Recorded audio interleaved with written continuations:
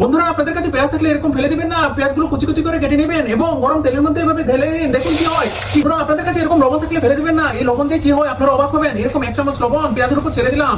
বন্ধুরা, আপনাদের ঘরে এরকম মুরগি থাকলে ফেলে দিবেন না, প্রথমে মুরগিটাকে এভাবে কেটে সুন্দর করে ধুয়ে নিন, তারপর পেঁয়াজের উপর এভাবে ছেড়ে দিন। দেখুন কি হয়। আরো নতুন নতুন ভিডিও পেতে আমার চ্যানেলটি সাবস্ক্রাইব এবং শেয়ার এবং ফলো দিয়ে আপনারা পাশে থাকুন। আলু থেকে সেগুলো কখনোই ফেলে দিবেন না, আলুগুলো ছিলে সুন্দর করে কেটে এভাবে ধুয়ে নিন, তারপর মুরগির উপর ছেড়ে দিন, তারপর দেখবেন কি ঘটে।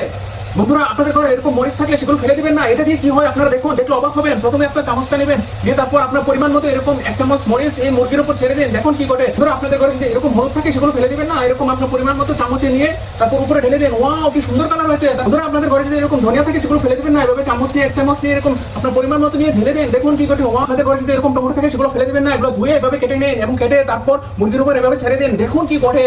বন্ধুরা, আপনাদের ঘরে যদি এরকম পানি থাকে সেই পানিটা ফেলে দিবেন না, এই পানি দিয়ে কি হয় আপনারা দেখুন, দেখলে অবাক হয়ে যাবেন। দেখেছেন কি আওয়াজ হয়েছে। ওয়াও। বন্ধুরা, আপনাদের ঘরে যে এরকম ঢাকনা থাকে সেটা ফেলে দিবেন না, এটা দিয়ে দেখুন কি হয় আপনারা জানলে অবাক হয়ে যাবেন। এই যে দেখুন ঢেকে ফেলেছি। বন্ধুরা দেখুন, আপনারা যেগুলো ফেলেতেন সেগুলো দিয়ে কি সুন্দর একটা বোনা হয়েছে।